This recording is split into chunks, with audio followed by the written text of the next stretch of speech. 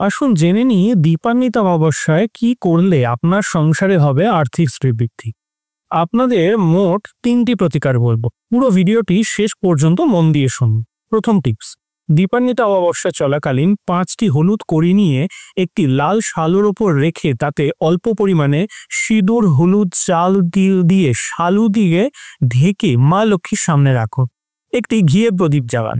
আর্থিক উন্নতি ও সংসারের শ্রীবৃদ্ধি কামনা করে ভক্তি সহকারে মায়ের পুজো করে আপনার টাকা রাখার স্থানে রেখে দিন, শুভ ফলপ্রাপ্তি হবে। দ্বিতীয় টিপস, দীপান্বিতা অমাবস্যা চলাকালীন সকালবেলা ৮টি মাটির প্রদীপে ঘি দিয়ে জ্বালান এবং প্রতিটি প্রদীপের পাশে একটি করে কড়ি রাখুন।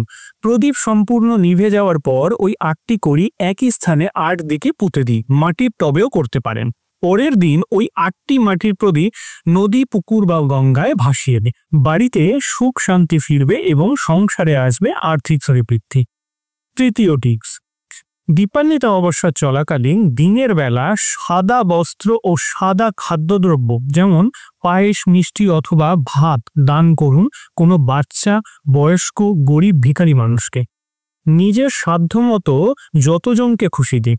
আপনার গৃহে আর্থিক সচ্ছলতা ফিরবে, অন্ন বস্ত্রের অভাব হবে না। করে দেখুন। বড় কোনো সমস্যা হলে আপনার অবশ্যই উচিত আপনার বিশ্বাসযোগ্য ও ভরসাযোগ্য কোনো অ্যাস্ট্রোলজারের সাথে কনসাল্ট করে নেওয়া। আর এরকম আরও টিপস পেতে আমার চ্যানেলটি সাবস্ক্রাইব করতে কিন্তু ভুলে যাবেন না। নমস্কার।